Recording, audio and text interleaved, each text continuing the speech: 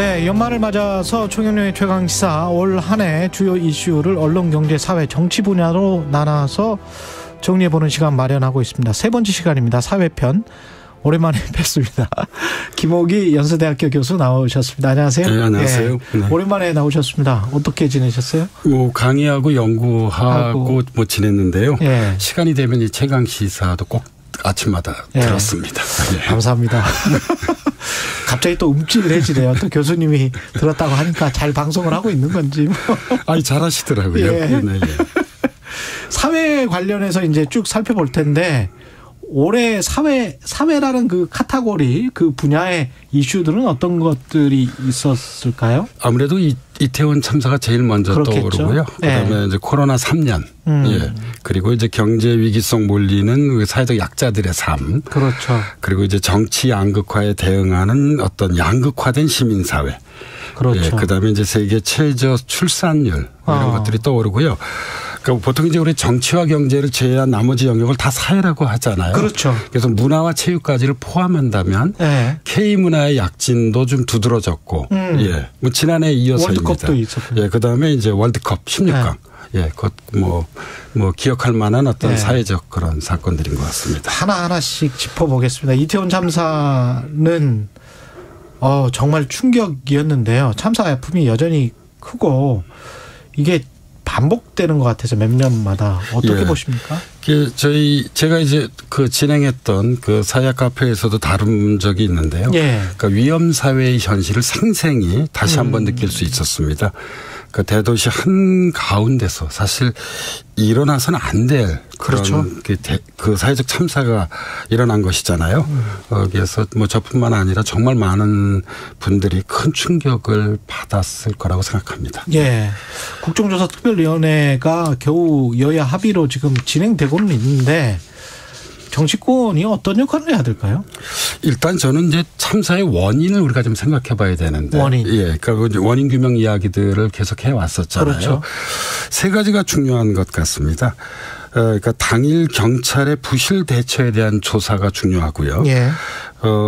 그리고 다른 하나는 이제 왜 사전 대비가 이루어지지 않았는가에 대한 조사도 중요한 것으로 그렇죠. 보입니다. 그러니까 사회적 거리두기 해제 이후 이태원 등에서 열린 할로윈 축제에 인파가 많이 몰릴 것은 충분히 예상할 수 있는 사안이었거든요. 오늘 예. KBS 뉴스에서도 서울경찰청장에게 이미 뭐 수십 일 전에 보고를 했었다는 거 아니에요? 예. 그리고 마지막으로는 사고 직후 그러니까 재난안전 시스템이 제대로 작동했는지도 살펴봐야 할 것 같습니다. 그래서 이 참사의 원인과 책임에 대해서 이제 언론이 자유롭게 보도할 수 있지만, 그러니까 공적 기구가 엄밀히 조사해야 하는 것은 그렇죠. 민주국가에서 당연한 일인데요. 이 점에 있어서 이제 이태원 참사 국정조사 특별위원회의 역할이 매우 엄중한 것으로 보입니다. 예. 근데 다만 좀 이 염려스러운 것은 그러니까 사실 출범은 11월에 했잖아요. 예. 그리고 이제 22일. 그러니까 지난주에야 이제 여야가 뭐 좀 차질 없이 협조하도록 합의를 했고 어제 27일 정부 기관 보고부터 이제 활동이 본격화됐는데요. 이게 1월 7일까지 이 기간이 정해져 있어요. 그래서 활동 시한이 종료되는데 주말과 휴일을 빼면 한 10일밖에 안 남은 것이죠. 예. 더더욱이 1월 초에는 3차례에 걸친 청문회도 예정돼 있거든요. 여기에서 진상 규명, 책임 규명, 재발 방지 대책 수립 이게 이제 이 국정조사 특별위원회에 부여된 과제들인데, 뭐 처음 약속한 45일 중 지금 한 달은 허비해 버린 거거든요. 그래서 저는 국정기간을 좀 연장할 필요가 있다고 좀 생각하고 있습니다. 예. 네. 국정조사 진짜 잘해야 된다. 예, 꼼꼼하게 그런 말씀이신 것 같고. 근데 그 유족들을 괴롭히는 그 2차 가해, 그 다음에 앞에서 그렇게 마이크로 막 떠드는 사람들 있지 않습니까? 그러니까 참사의 주요 원인은 사전 대비 미비와 참사 부실 대처에 있잖아요. 근데 그럼에도 불구하고 이제 이런 2차 가해는 유족들에게 또 한 번의 큰 고통을 안겨줘 그렇죠. 왔던 거죠. 그래서 저는 좀 성숙한 시민 문화가 필요한 것 같습니다. 뭐 공감과 배려와 이제 책임의 시민 의식 및 실천이 요구되는데요. 사실 동시대인들의 아픔과 고통에 대해 공감하고 배려하는 좀 더 성숙한 시민적 태도와 문화가 우리 사회에서 매우 중요한 것 같습니다. 사실 결국은 우리가 사람이죠, 사람. 예. 우리 대한민국이 그 하나의 공동체잖아요. 예, 그래서 함께 더불어 같이 살아가는 공동체로서의 어떤 그런 예. 대한민국의 원래 본 모습이 제대로 좀 발휘되었으면 좋겠습니다. 예, 그래서 이 엄청난 비극 앞에서 공동체의 구성원들로서 서로에 대한 공감 배려, 어떤 책임의 윤리 이런 것들이 좀 발휘되기를 개인적으로 소망하고 있습니다. 코로나19의 팬데믹은 이제 거의 끝나간다고 봐야 될까요? 아니면은 뭐 중국이 저렇게 또 크게 유행을 한다고 해서 좀 걱정이긴 합니다만 우리 마음속에서의 공포는 상당히 많이 사라진 것 같기는 합니다. 예, 확진자가 뭐 완전히 사라진 것은 아니지만 통계를 보면 크게 줄어들었거든요. 그다음에 이제 정상적 일상으로 이미 돌아가기 시작했고요. 머지않아 이제 실내에서도 마스크도 벗게 될 것 같아요. 예. 예, 그래서 저는 물론 중국의 영향이 없지는 않겠지만, 예, 그러나 이제 내년에는 우리 사회는 이제 좀 정상 사회로 돌아가지 않을까 싶은 생각이 드는데요.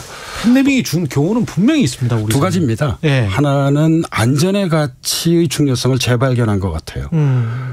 바이러스 연구자죠. 네이션 울프의 말대로 21세기에 들어와서 사스, 신종플루, 메르스 그리고 코로나19까지 바이러스 폭풍 시대입니다.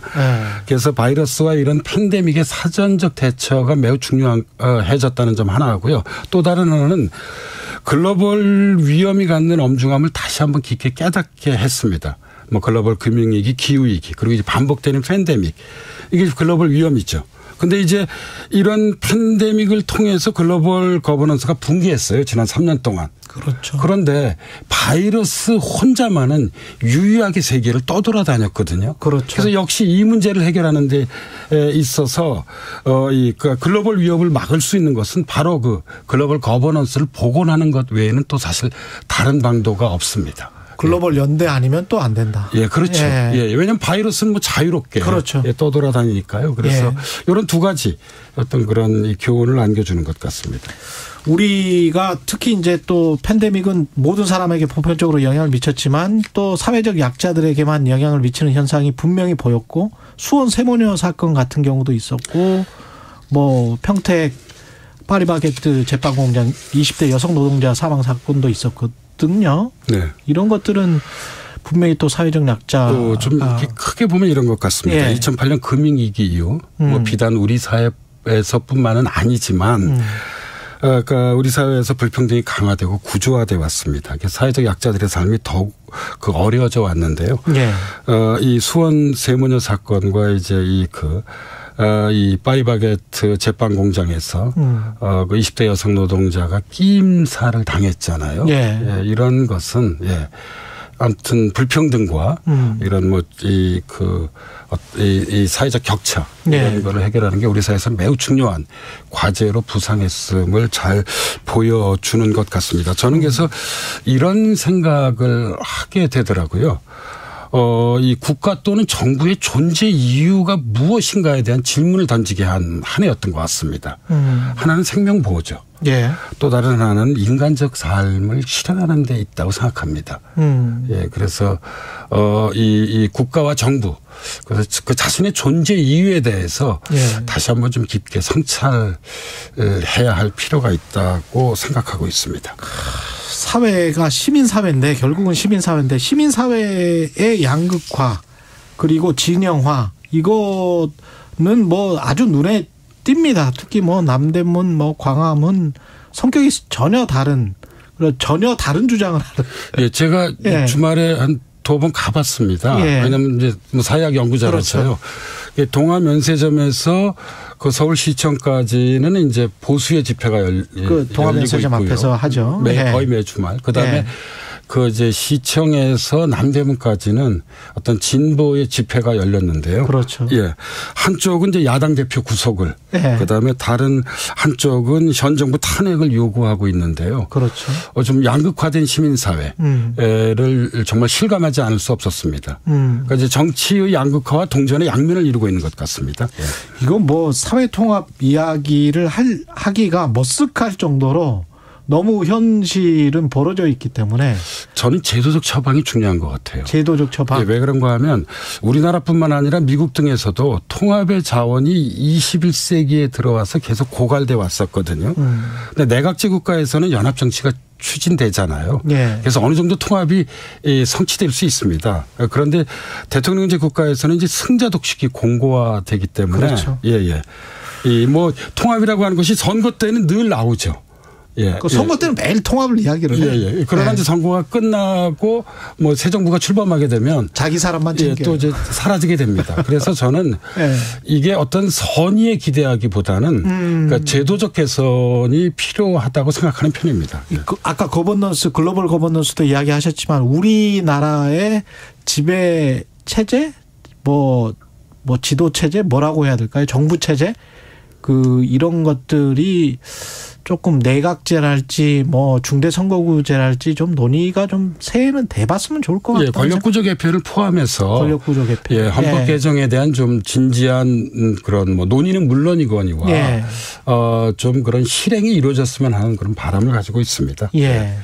저출산율은 뭐 계속 구조적인 문제인데 계속 최저를 기록하고 있는 거잖아요, 우리가. 예. 그래서 그냥 가장 핵심적 사안을 말씀드려보자면 이제 제가 이제 대학에서 젊은 친구들하고 같이 계속 좀 이야기를 나누잖아요. 근데 이제 주로 듣는 이야기가 이런 경쟁을 위한 경쟁에 의한 경쟁의 사회에선 그러니까 자기들이 겪은 경쟁을 자기 아이에게 되풀이하고 싶지 않다고 많은 이야기들을 합니다.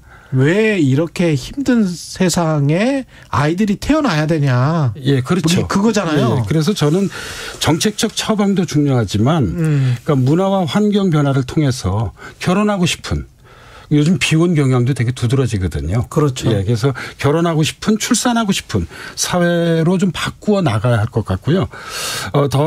더해서 좀 개방적 이민 정책도 필요한 것 같아요. 물론 뭐 이민 증가가 이제 뭐 새로운 사회 문제들을 좀 나을 수 있지만 21세기에 사람의 지구적 이동은 뭐 계속 강화된 어떤 불가피한 흐름입니다. 그래서 이민청 설립 등 좀 개방적이고 획기적인 이민 정책을 정말 이제는 더 이상 미루지 말고 진지하게 고민하고 추진해야 할 것 같습니다. 그다음 문화와 체육 분야를 좀 살펴보겠는데 K문화 뭐 이거는 헤어질 결심이 또 칸 영화제에서 감독상을 받았습니다. 이거는 뭐 자주 받으니까 요새는 뭐 별 감흥이 없어요. 이제 뭐 우리 K문화는 세계 최고 수준이고요. 뭐 전 지구적 어떤 그런 시민들의 관심도도 매우 높은 것 같은데요. 사실 이런 K문화의 약진은 여러 주체들의 공동 작업의 결과인 것 같습니다. 그러니까 뭐 영화를 예를 들자면 감독, 그렇죠. 배우, 시나리오 작가, 촬영 감독, 그리고 이 제작사의 적극적 후원. 사실 이것도 매우 중요하거든요. 예, 그래서 이런 여러 가지 요소들이 잘 어우러져서 결과를 낳은 것 같은데요. 일찍이 우리 김구 선생께서 광복 직후에 말씀하셨던 문화 국가가 정말 실현되는 것 같아 흐뭇하기 그지없습니다. 그렇죠. 예, 개인적 바람은 이제 홍콩 영화처럼 일시적인 어떤 그런 현상에 그치지 말고 문화 강국, 문화 선진국 그렇죠. 위치가 계속 좀 이어져 나갔으면 하는 바람을 가지고 있습니다.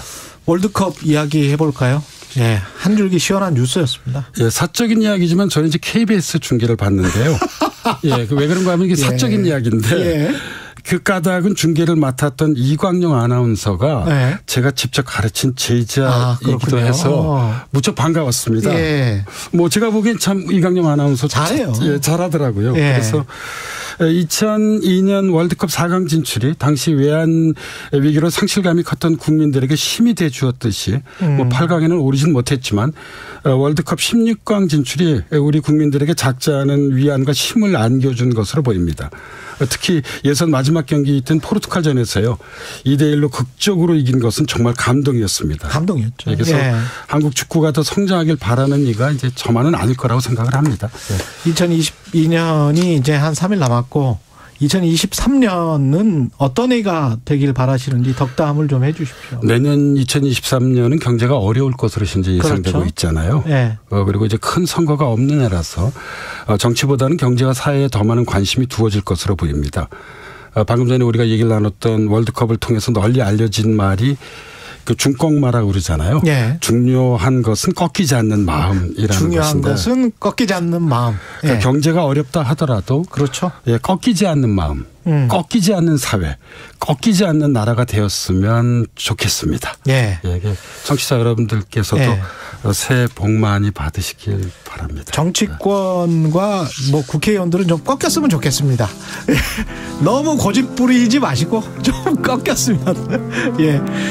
예, 2022 대한민국을 돌아보다 사회편 김옥이 연세대학교 교수였습니다. 고맙습니다. 네, 감사합니다. 예. 존 레논의 이메이진이 생각나서요. 예, 그거 잠깐 들으면서 오늘 최경영의 최강시사 마치겠습니다. 고맙습니다.